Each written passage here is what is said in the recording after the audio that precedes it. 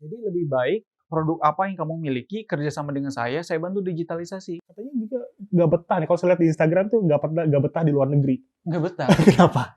nggak ada cuanki. Salah satu kreativitas yang kita gali dalam dunia digital ini pemanfaatan media sosial untuk produktif itu paling simpel.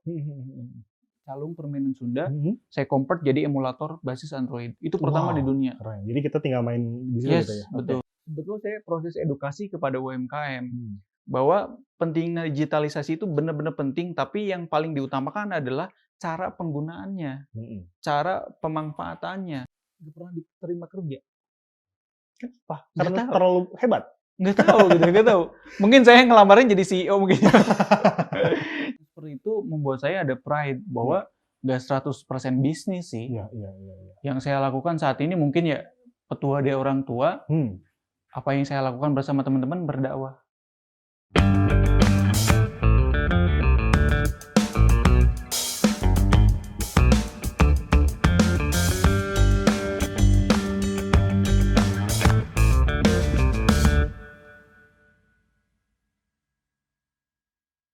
Assalamualaikum warahmatullahi wabarakatuh. Balik lagi di podcast TVRI Jabar, dan kali ini bersama saya Gumelar Wijaya.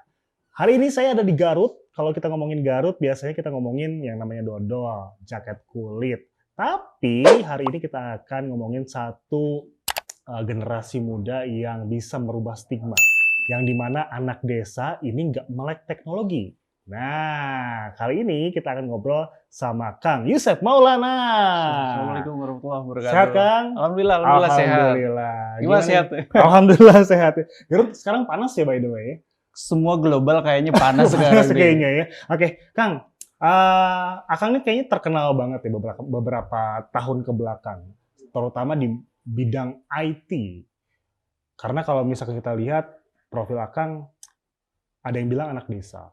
Anak desa yang notabene kalau stigmanya orang-orang tuh nggak tahu apa-apa. Nggak mungkin melek teknologi karena ada yang bilang listrik aja susah. Apalagi mana nyalain komputer.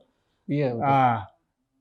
Tapi Akang ini bisa sampai terkenal sampai dunia dan pakai jasanya Akang betul. ini sampai dunia. Kita pengen tahu nih, Kang, awal mulanya Akang terjun ke bidang IT ini, kalau misalkan sekarang sebutnya technopreneur ya, betul. Gimana, Kang? Boleh ceritain nggak? Jadi sebetulnya saya sejarahnya unik gitu. Jadi pas kampus itu saya fokus untuk pengembangan skill, bukan melihat tujuan saya dapat ijazah, bukan dapat nilai bagus. Saya kesampingan itu, tapi saya bikin sebuah produk yang betul-betul bisa diangkat di masa depan. Bikinlah dulu saya beberapa produk-produk terkait dengan game edukasi dan sebagainya. Lalu memang ada jalan terbaik dari pemerintah, saya gabung beberapa komunitas pemerintah. Seperti program Pekan Kreativitas Mahasiswa, itu kan didanai oleh pemerintah. Dan dikumpulin, dapat penghargaan nasional, internasional, kan ada tuh funding. Dibikinlah perusahaan yang benar-benar untuk bisa membuka lapangan pekerjaan. Susah nggak sih kalau kita ngomongin IT gitu ya, apalagi ngebangunnya di Garut? Susah nggak sih? Susah, sampai sekarang ini udah 10 tahun, susah. Karena market kita saat ini meskipun di Garut paling 1% market. Kenapa tuh? Karena memang ketika kita nge-market ke Garut, nggak bisa langsung, harus mengedukasi dulu. Tapi kalau kita nge-market kayak di kota besar, nggak terlalu banyak edukasi. Contoh nih, kamu mau bikin teknologi apa, dia udah pada paham. Tapi kalau di Garut, kita langsung nawarin, mereka nanya dulu apa ini. Gitu. Jadi perlu ada tahapan edukasi yang panjang. Makanya kita target marketnya di luar. Ini. Banyaknya di mana tuh? Sekarang kita Jakarta, kalau luar negeri Malaysia, Singapura, kemarin kita ada proyek dari Belanda sama Jerman. Itu biasanya handle apa? Kebanyakan kita bikin saat ini beberapa sistem informasi seperti sistem database, cyber security, gitu rata-rata. Cuma kalau memang di tingkat ASEAN lebih ke website e-commerce, seperti itulah. Oke. Kita balik lagi deh ke titik awal Akang ini bangun perusahaan yang begitu besar ini. Dari pendidikan, circle, itu ada nggak sih yang mendukung? Jadi orang tua saya petani. Orang tua saya petani, viewer keluarga saya seorang petani di kaki Gunung Cikuray. Tentu saja di situ nggak ada circle orang IT, apalagi orang bisnis. Itu memang dulu sempat dipatahkan oleh keluarga pun ngapain di IT karena itu nggak ada apa-apa. Karena kan stigma orang desa simple, kamu harus jadi PNS. Paling Gitu. gampang, Paling sukses itu gampang ya. gitu. Ya. Tapi saya percaya apa yang saya lakukan itu akan berhasil. Ya. Saya selalu support apa yang dibilang oleh orang tua, ya udah lakuin aja yang kamu mau lakukan. Meskipun orang tua nggak tahu pegang laptop pun apakah anaknya lagi ngapain kan nggak tahu. Tapi udah saya lakuin dan alhamdulillah sampai sekarang masih bisa bertahan. Meskipun stigma orang desa saya pertahankan sampai saat ini. Oh gitu. Pak, saya di mana-mana bilang I'm from Garut, I'm from Indonesia, dan saya bangga itu. Gitu. Wow. Nggak tahu kenapa gitu. Yeah. Jadi stigma itu terus saya pertahankan.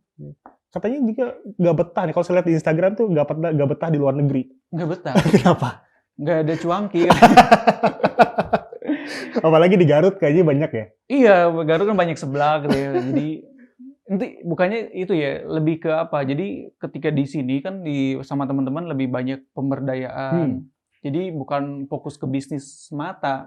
Saya mencari potensi-potensi anak daerah yang benar-benar saya bisa ambil dan bisa dikembangkan ilmunya. Kalau di Eropa kan cuma pure bisnis. Jadi pride saya nggak dapat kalau di Eropa. Gitu.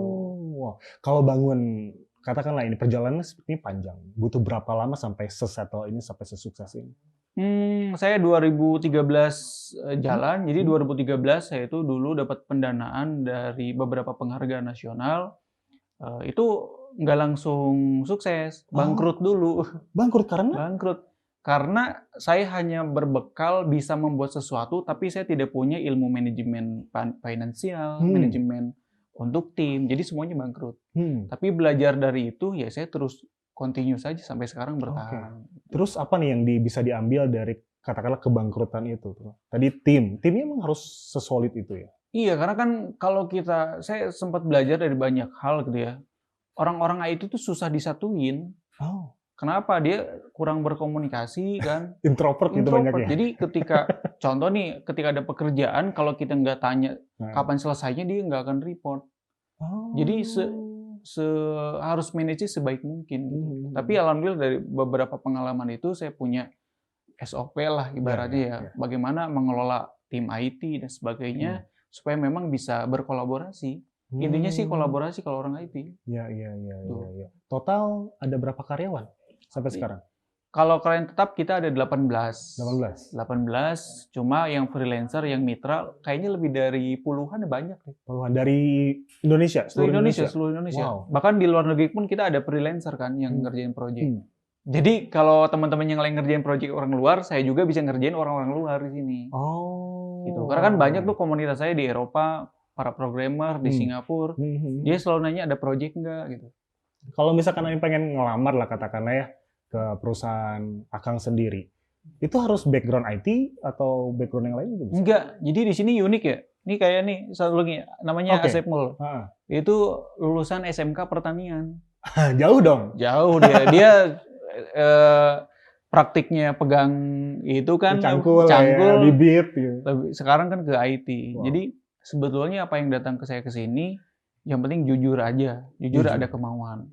Karena histori 2018 ada orang dari orang Garut Selatan, dia datang ke sini nggak bisa nyalain laptop, tapi dia mau belajar. Dan kemarin 2020 saya dapat info dia kerja di Singapura. Gokil, keren banget. Iya, jadi hal-hal yang seperti itu membuat saya ada pride bahwa nggak 100% bisnis sih. Iya. Yang saya lakukan saat ini mungkin ya petua dari orang tua. Apa yang saya lakukan bersama teman-teman berdakwah dengan IT gitu. Oke. Berarti sempat jadi santri di mana waktu itu? Dulu sih sama di Al-Jauhari, beberapa pesantren banyak ya. Aku juga sempat lihat di beberapa media sosial bahwa Akang ini bikin beberapa platform games itu berbasis agama. Itu apa aja tuh? Jadi dulu ada yang bikin game untuk belajar wudhu, belajar sholat. Dan kurang lebih ada 1000 game lah dulu di Play Store, cuma dihapus Google. Kenapa? Jadi, ini saya cerita aja ya. Jadi 2017 saya bikin game Palestine Freedom. Jadi saya bikin game, sebetulnya di situ kan udah ada notis bahwa ini game perdamaian, nggak ada apa-apa. Betul. Cuma mungkin Google ada penilaian khusus. Akun saya dihapus semua. Sampai game-game yang banyak itu belajar sholat, belajar wudhu, semuanya kehapus. Nggak ada lagi. Dan ada banyak game edukasi yang benar-benar pertama di dunia tuh Mas. Dulu tuh saya pernah bikin game 2014, bikin calung pertama di dunia. Jadi calung permainan Sunda, saya convert jadi emulator basis Android. Itu pertama di dunia. Keren. Jadi kita tinggal main di situ Yes, gitu ya. betul. Ada juga kecapi, angklung, pokoknya budaya-budaya Sunda saya digitalisasi dulu. Cuma nggak ada sekarang game. Kenapa? Dihapus Google. Dihapus. Tapi kalau dari masyarakatnya sendiri gimana? Nah itu yang membuat saya percaya bahwa masyarakat itu mendukung apa yang mereka sukai gitu. Dulu memang saya introvert kan engineer. Tapi saya dulu update status di Facebook. Ini yang merubah kehidupan saya, Mas. Jadi kehidupan saya berubah drastis gara-gara update status di Facebook. Apa tuh? Jadi dulu saya update status produk saya. Ya saya informasikan ini saya punya produk dulu tuh bikin aksara Sunda berbasis Android. Itu pertama berbasis multimedia. Saya yakin di Play Store cuma ada game saya aja. Masyarakat suka. Nah dari kesukaan itu muncullah kepercayaan diri. Dan dari situlah saya bikin game lain dan lain-lain. Dan makanya saya bilang ke orang-orang semua, manfaatin media sosial untuk bahan portofolio. Bukan update status, ya aku cinta kamu gitu kan. Karena kalau sekarang kalau misalnya kita lihat media sosial gitu ya, kalau misalnya kita update status pun bisa jadi cuan gitu ya. Betul. Nah itu yang saya campaign saat ini gitu. Jadi gunakanlah media sosial untuk sesuatu hal yang produktif. Jangan sampai media sosial digunakan untuk hal-hal yang nggak penting. Ya mohon maaf ya, banyaknya hoax sekarang kan itu semuanya hal-hal yang nggak penting. Betul. Tapi kalau kita manfaatin media sosial, makanya saya selalu campaign, zaman sekarang itu bukan zaman nyari kerja, tapi nyari cuan. Setuju. Karena kita bermodal di WhatsApp pun kita upload dodol, ibaratnya jual dodol sekilo 12.000 gitu. Ya bisa jadi duit juga kan gitu. Kalau kita kreatif. Ya gitu, kembali lagi ke masing-masing orang. Kalau boleh tahu nih, ketika start project, katakanlah bikin suatu aplikasi, itu biasanya punya modal harus berapa sih? Kita modal enggak lah, karena kan kita jasa. Modal ya betul ya, kita ada laptop, ada semuanya. Tapi kan overall semuanya lebih ke SDM. Investmentnya di SDM, di skill. Makanya kalau kita bikin sebuah perusahaan services, jasa, ya lebih ke investment di SDM. Karena kan banyak banget seperti klien kami yang kami kemarin dari Kementerian Keuangan, itu bikin sistem yang cyber security-nya bagus. Kalau kita SDM-nya nggak dapat, ya nggak akan selesai pekerjaannya.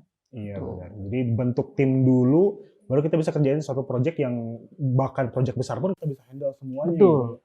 Gitu. Makanya orang-orang bilang gokil ke saya itu, lu mau bikin apa? Kita bikinin gitu. Asalkan ya sesuai peraturan yang berlaku gitu. Bahkan saya pernah bikin postingan kan di Instagram, ada yang bikin sistem judi online ke saya dengan bayaran ratusan juta. Ya saya tolak. Karena itu kan melanggar dari peraturan kita gitu. Padahal menggiurkan gitu. Betul. Nah makanya banyak dalam mengutip hal-hal negatif di orang IT itu, kita bisa ngerjain banyak hal. Tapi kalau kita, insya Allah kalau imannya kuat ya kita masih lurus-lurus aja gitu. Ngerjain satu project biasanya berapa hari sih? Tergantung tingkat kesulitannya. Jadi ada project-project yang sampai bertahun-tahun, ada juga yang cuma 7 hari ada. Jadi tergantung tingkat kesulitan. Jadi kasih term gitu sama si perusahaan ini. Jadi kita kalau bikin apps apapun itu kita analisis dulu. Seperti apa? Kayak layaknya kita bikin rumah lah. Kamu pintunya mau pakai apa gitu. Ini termnya mau berapa lama? Kita analisis, baru kita ada kesepakatan untuk mengerjakan itu. Wow. Tuh. Tapi kalau misalkan kita ngomongin pemberdayaan masyarakat ya, kalau dari Akang sendiri, apa yang ini Akang udah lakuin nih mungkin ke sekolah atau mungkin ke pesantren tempat Akang dulu pernah menimba ilmu untuk minimal membantu gitu sistem IT-nya. Jadi sekarang itu saya lagi fokus sama tim lagi bikin digitalisasi pesantren, digitalisasi pesantren, digitalisasi sekolah. Kita bantu untuk lembaga pendidikan yang kurang mampu. Jadi dikutip ya, yang kurang mampu kita bantu. Kita bantu digitalisasinya, kita bikin website, kita bikin media sosialnya aktif, dan sebagainya.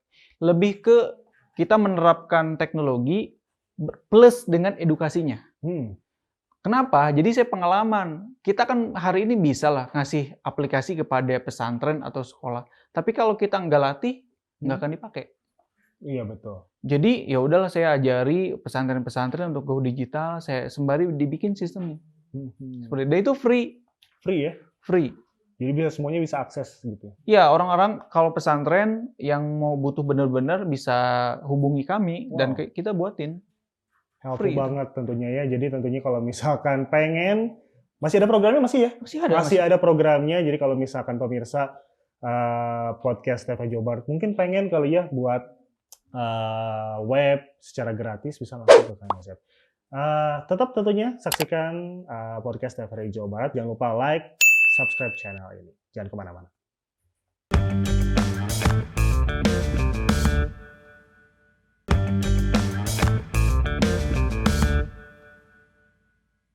Masih di podcast TVRI Jawa Barat, jangan lupa like, komen, dan juga subscribe channel ini ya. Kita masih ngomongin tentang anak desa. Ini bisa mengalahkan stigma bahwa anak desa tidak bisa melek teknologi. Kang Yosep tentunya bisa membuktikannya, Kang. Terusin. Kan kita kemarin 2020-2021 kita dihajar COVID kan ya? Banget. IT apakah makin jos atau melempem? Jadi ada beberapa teman-teman di komunitas saya, ada yang mati, ada yang bangun. Kayak konsep saya pernah belajar baca buku tentang 98. Ada yang benar-benar rezekinya dia naik, ada yang mati. Kayak teman-teman kemarin ngomongin IT, kalau dia bikin startup tentang properti tetap mati. Karena memang properti mati pas COVID. Tapi kalau di sini kan lebih ke IT konsultan. Jadi permintaan tinggi, semua memang dari payment delay. Karena kita memahami kan ekonomi lagi terganggu. Karena tujuan kita ngebantu orang dulu. Jadi sebetulnya kita ada suatu stigma ngebantu dulu, rezeki mah ada yang ngatur lah gitu. Belakangan lah ya. Belakangan gitu. Jadi kemarin ketika COVID banyak orang-orang yang mau go digital tapi finansialnya kurang, kita support dulu. Tapi tetap kita dalam bentuk MOU ya. Apakah paymentnya 6 bulan, setahun, nggak masalah. Kita kerjain. Jadi order naik, tapi finansial memang masih terganggu. Kalau misalkan katakanlah nih saya punya produk dan ingin bikin web, kalau di Akang boleh nggak sih spill berapa gitu untuk bikin? Jadi di saya itu kalau ngomongin harga web itu bervariasi, tergantung dari sistem. Ada juga kita bikin web cuma 500.000 ada. Itu khusus untuk UMKM. Karena kan kita untuk UMKM ya udahlah yang ngebantu lah gitu ya. Ya meskipun ada sedikit keuntungan, ya mudah-mudahan itu bisa barokah lah kalau bahasa kitanya. Tapi yang terbaru dari kami itu sebetulnya bukan jasa pembuatan web saat ini. Jadi lebih ke kamu punya produk apa, kita bantu digitalisasi, kita kerjasama bareng. Kenapa seperti itu? Karena banyak UMKM yang bikin web investment gitu, anggap nggak seberapa duitnya, tapi tahun depan nggak diperpanjang si webnya. Kenapa? Karena dia tidak tahu cara mengimplementasikannya. Jadi lebih baik produk apa yang kamu miliki kerjasama dengan saya bantu digitalisasi. Konsep kerjasama bebas mau kayak gimana? Apakah saya mau ngambil fee dari setiap penjualan atau kita bagaimana bebas? Yang penting kamu untung saya untung. Betul. Begitu. Tujuannya sebenarnya awalnya adalah nolong dulu ya untuk UMKM ini, marketingnya lebih jos lagi gitu ya. Iya betul. Iya. Karena kemarin pas COVID banyak banget orang-orang yang wah harus bikin web, banyak ujung-ujungnya nggak dipakai. Karena dari segi edukasinya masih low. Iya betul. Jadi lebih baik udah kamu fokus di produknya, kami fokus digitalisasinya. Jadi dua-duanya jalan. Banyak banget teman-teman saya, contoh nih teman-teman saya yang di Bali, dia itu punya mobil 2 rental pas COVID. Saya bantu bikin webnya, dia nggak bayar ke saya, cuma saya bantu bikin webnya. Mobil dia sekarang ada 52. Keren. Jadi kita bantu untuk digitalisasi gitu. Oke. Terus feedback untuk saya apa? Ya bebas, kamu mau bagaimana? Mau ngasih mobil ke saya bagaimana? Lumayan gitu. Lumayan. Tapi kan dia nggak investment dari awal. Iya. Begitu. Jadi stigma itu yang sebetulnya saya proses edukasi kepada UMKM. Bahwa pentingnya digitalisasi itu benar-benar penting, tapi yang paling diutamakan adalah cara penggunaannya, cara pemanfaatannya. Kita bolehlah iPhone yang terbaru, tapi kalau cuma dipakai selfie, buat apa? Gitu. Sayang ya. Sayang. Kita boleh bikin media sosial sebagus apapun konten, tapi kan kalau kontennya tidak produktif, buat apa? Iya, betul. Setuju. Begitu. Kalau misalkan kita ngomong gini, support lah ya, support dari pemerintah Indonesia sendiri. Kan tadi Akang bilang bahwa seringnya banyaknya di luar negeri nih. Iya, betul. Dari nasional sendiri gimana?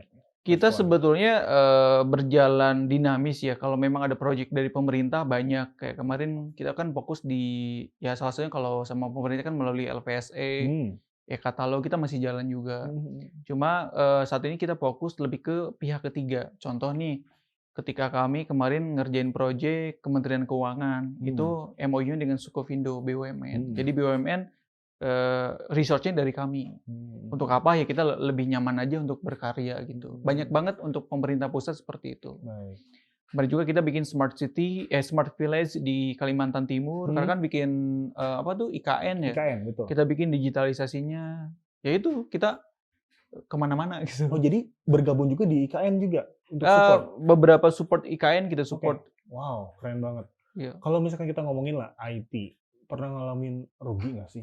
Banget pernah. Jadi pas kemarin COVID, kita kan lagi bikin platform iBelajar, sebuah sistem learning management system. 2020 pengguna itu 1 juta pengguna. Dipakai lebih dari 1.000 sekolah.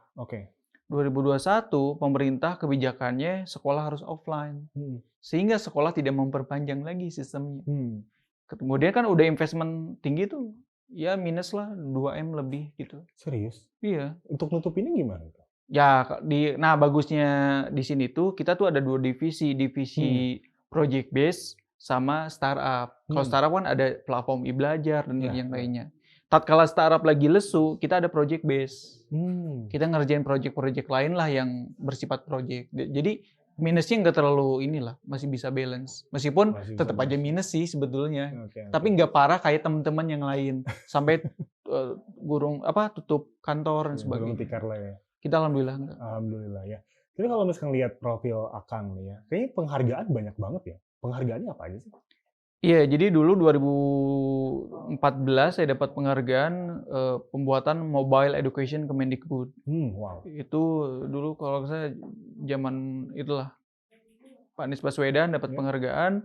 Yang kedua dapat penghargaan kayaknya dari beberapa kementerian dapat deh. Kemenpora, Kemendikbud, Kementerian Perindustrian pernah dapat juga dari pemerintah ya. Dari daerah apalagi. Karena kan contoh nih Jawa Barat itu banyak program pemberdayaan kepemudaan Jawa Barat itu. Jadi saya pernah dapat penghargaan Anugerah Inovasi Jawa Barat waktu itu ada. Dan ya alhamdulillah yang lainnya gitu. Alhamdulillah ya. Alhamdulillah. Kalau misalkan gini Kang, Akang ini sebagai pemimpin perusahaan, sebutnya CEO mungkin ya. Oke, CEO. Pasti dari situ pengalamannya harus banyak. Karena memimpin sebuah perusahaan, membuat semuanya lah. Ini butuh pengalaman yang banyak. Pernah ngalaman kerja nggak sih? Saya nggak pernah kerja di orang. Serius? Serius. Gimana ceritanya? Jadi mungkin ini qadratullah ya. Ini memang Allah udah nentuin. Jadi saya tuh dulu ya masih lulus gitu ya. Saya coba ngelamar ke perusahaan-perusahaan, portofolio bagus mas. Pengalaman juga, project-project bagus. Nilai dalam segi formal juga bagus. Tapi nggak pernah diterima kerja. Kenapa? Karena terlalu hebat? Nggak tahu. Mungkin saya ngelamarin jadi CEO mungkin. Jadi selalu ditolak, mungkin bukan rezekinya. Dari situ saya mikir, udahlah saya seriusin bikin perusahaan. Jadi gitu awalnya, saya bikin perusahaan karena nganggur. Iya, benar-benar ya. Dan ini mungkin stigma buat orang-orang milenial, ya yang saya katakan tadi, udahlah kita nyari cuan bukan nyari kerja gitu. Iya, betul. Karena kan dengan platform yang sekarang besar, kita bisa create sesuatu sekarang. Sekarang mandi lumpur pun bisa dapat duit, ibaratnya gitu kan. Meskipun kita nggak boleh. Iya. Gitu. Oke. Kan ini katakanlah kalau misalkan dunia IT ini kan tadi Akang bilang ada yang di Malaysia, ada yang di luar negeri bahkan lebih jauh lagi. Kalau misalkan lihat isu sekarang ada perang, katakanlah Rusia dengan Ukraine, ngaruh nggak sih? Ngaruh banget. Jadi kita pas awal-awal Ukraine sama Rusia lagi tempur gitu ya. Kita terganggu cash flow finance. Kenapa? Kita kan pakai payment gateway dari Rusia, kita pakai contohnya salah satunya kita pakai PayPal ya. Kan itu pas perang itu kan sebulan delay itu nggak bisa check out, nggak bisa withdraw. Sedangkan kalau kita ngomongin perusahaan sehari 2 hari cash flow terganggu, ngaruh ke yang lain kan gitu. Itu satu. Yang kedua, pas perang Ukraina sama Rusia kan saya banyak networking di Rusia ya. Jadi proyek-proyek Rusia di close semua. Tentang cyber security, tentang sistem database, di close semua. Karena memang ya mereka lagi tidak kondusif gitu. Baik. Itu pengaruhnya 2 yang kemarin Covid yang perang Ukraina Iya. sama Rusia. Sampai sekarang? Sekarang udah enggak, Oke. alhamdulillah. Kan sekarang PayPal udah dibuka kembali, udah Iya, iya. aman, withdraw udah unlimited Iya, lagi, iya. payment gateway Rusia udah dipakai lagi dalam Hmm. beberapa platform. Jadi udah normal lagi sekarang. Baik. Kita akan bahas lebih panjang lagi terkait Kang Yosep dan juga perusahaannya. Jadi jangan kemana-mana, tetap di podcast TV Jawa Barat. Jangan lupa like, komen, dan juga subscribe.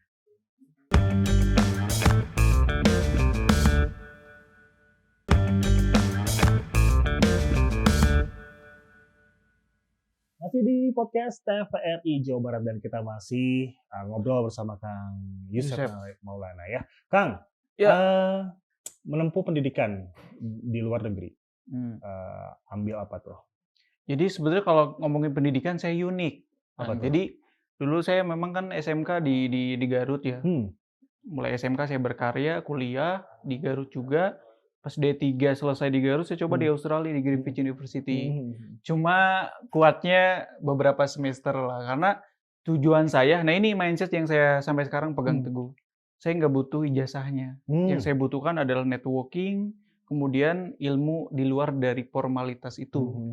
Jadi sampai sekarang meskipun saya nggak lulus di Australia, saya dapat networking sampai sekarang gitu. Keren. Lanjut lagi, karena kan terlalu lama melanglang buana, saya percaya pendidikan itu harus ditempuh. Ya. Saya kuliah lagi S1, selesai, dan sampai S2 juga selesai kemarin. Saya sekarang insya Allah doanya lagi S3. Keren banget. Kalau sekarang 2023, apa yang menjadi fokus, terutama untuk katakanlah pemberdayaan manusia dari Akang sendiri?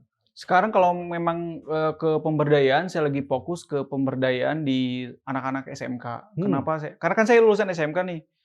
Sekarang kita tahu lah, statistik penghasil pengangguran terbesar di Indonesia itu lulusan SMK. Betul. Jadi ada tugas besar saya sebagai yang saya pride ya. Saya harus share ilmu kepada anak-anak SMK bagaimana kita harus survive di dunia saat ini, apalagi di tahap digitalisasi ini. Jadi saya lebih fokus datang ke SMK, lebih mengajarkan, membuka mindset bahwa memang saat ini kita untuk dapat pekerjaan bisa lebih mudah. Kalau kita kreatif. Betul. Salah satu kreativitas yang kita gali dalam dunia digital ini, pemanfaatan media sosial untuk produktif, itu paling simpel. Kenapa? Ya dengan media sosial kita bisa dapat cuan lah. Yang kedua memang terlalu banyak platform di dunia ini, kalau memang kita orang Indonesia mindsetnya cuma pengguna, ya kita nggak berkembang. Tapi kalau kita sebagai pengguna produktif, seperti ini medsos kita jadi content creator, kan itu produktif. Itu kan bisa menjadi value untuk kita. Sama kayak kita nih, ada banyak platform freelancer. Tapi kalau kita cuma register, nggak ngapa-ngapain, ya nggak dapat pekerjaan. Sama kalau kita gabung ke berbagai marketplace, saya jual produk, tapi kan nggak di-share buat apa? Betul. Jadi lebih ke mindset bagaimana pemanfaatan platform saat ini untuk lebih produktif. Keren gitu. Banget, gokil. Ada buku, saya coba cek. Buku. Ini bikin buku juga? Saya nulis buku, kurang lebih ada 6 buku lah yang tulis. 6 buku, apa aja tuh? Kebanyakan lebih ke mindset digitalisasi. Yang kedua, buku teknis how to. Contoh cara bikin web, cara bikin aplikasi gitu loh.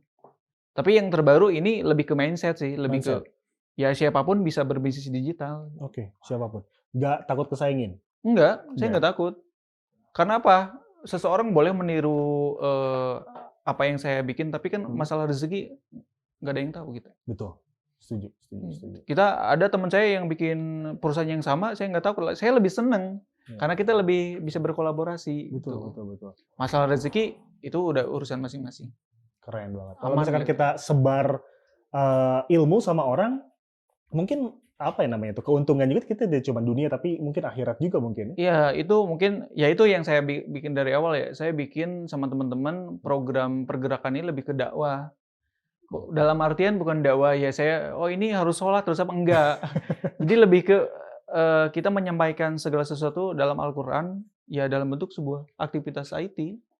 Ya contoh simpel, saya bikin konten di Instagram, saya nolak project dari Rusia, ujung-ujungnya scene yang lainnya masuk ke Molen gitu yang film-film gitu kan. Jadi lebih ke dengan cara saya berdakwah dengan digitalisasi. Ya contoh saya pesantren go digital dan sebagainya kan itu lebih mengarah ke sana juga. Baik. Pesantren go digital boleh jelasin nggak sih Kang, itu isinya apa aja sih Kang? Jadi sebetulnya gini ya, Karena memang saya banyak, bergabung dengan komunitas pesantren, mohon maaf nih kemarin banyak kasus kan pesantren Iya, yang, iya. mohon maaf yang santrinya, kena kekerasan Ya, seksual dan betul. sebagainya. Saya lebih menganalisis bahwa pesantren itu kurang terbuka dan kurang mempublikasikan segala sesuatu aktivitas mereka. Mhm.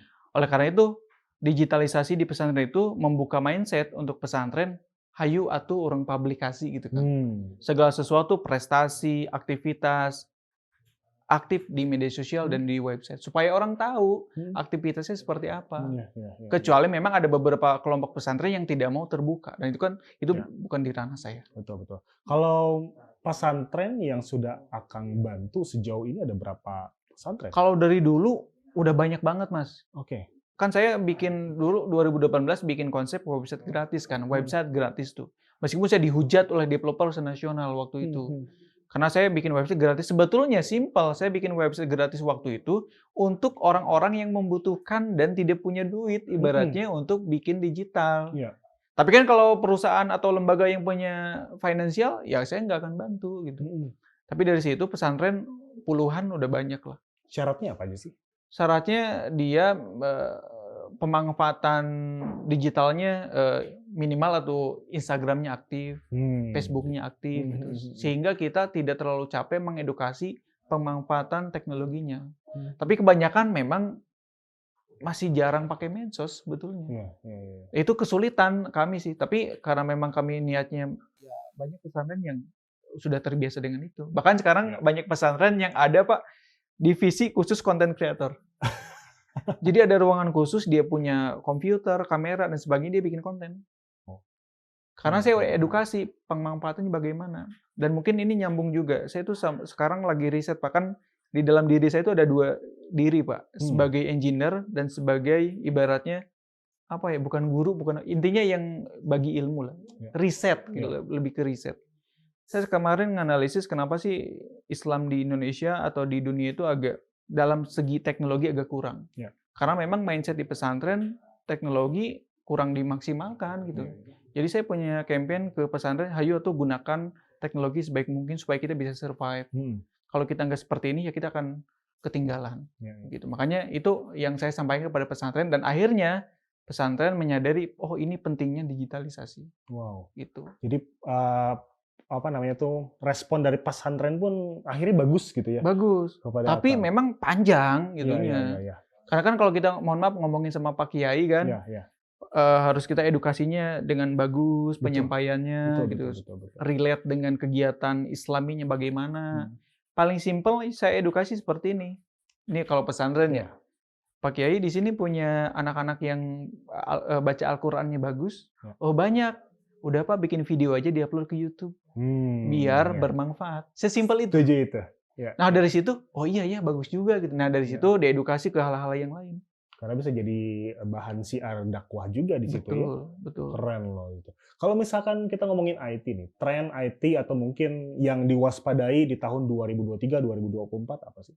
Cyber security. Cyber security. Karena sekarang saya kan punya komunitas hacker juga teman-teman. Wow. Jadi di Indonesia itu sekarang 2023 sampai 2025 itu akan banyak diserang. Kenapa? Itu ada 3 alasan saya riset sama teman-teman. Yang pertama, orang Indonesia itu paling banyak penggunaan software bajakan. Itu Oke. satu. Banyak kasus-kasus orang-orang yang pakai streaming, aplikasi streaming, dia kena hack akunnya. Karena dia aplikasi streamingnya bajakan. Ya kita nggak tahu kalau bajakan di dalamnya udah disusupi apa kan nggak tahu. Itu satu. Yang kedua, orang Indonesia itu kurang literasi dalam penggunaan digital. Salah satunya ada link, tinggal buka doang. Seharusnya kan kalau buka link, harus diteliti dulu itu link apa. Betul, betul. Itu yang kedua. Yang ketiga, lebih ke inilah, edukasi dan mindset bahwa memang keamanan data diri dan sebagainya mereka upload kemana-mana. Contoh nih, ada KTP di-upload ke WhatsApp. Iya. Kan itu privasi. Betul. Dia lagi ngapa-ngapain di hotel dan sebagainya, dia foto, itu kan lebih ke privasi. Iya, Dia iya. tidak tahu dampak negatif di masa depan seperti apa. Simpel ya Mas, saya pernah riset pas di US, orang-orang sekarang pakai filter. Dulu saya tidak paham kenapa orang-orang itu bikin filter, dan sekarang terjawab. Karena AI sekarang sudah berkembang, muka kita sudah di database mereka, jadi bikin apapun sekarang udah bisa. Makanya ada ganti jadi muka orang dan sebagainya. Karena database muka-muka kita udah ada database platform mereka. Dan itu berbahaya. Kalau berbahaya, menurut saya itu tergantung dari pemikiran kita ya. Kalau berbahaya betul dari segi privasi. Tapi kalau dari segi sekarang udah era digital seperti ini, ya mau gimana lagi? Ya kita tergantung pilihan kita mau pakai atau tidak. Kalau saya sih belum pernah pakai filter yang kayak gitu sampai sekarang. Karena saya yakin database muka kita ada di suatu sistem dan itu akan mereka kembangkan. Waduh, saya udah pernah pakai lagi. Tapi menurut saya simpel, Mas. Kan menurut saya simpel, begini simpelnya. Kan begini, ada orang kampung, mohon maaf.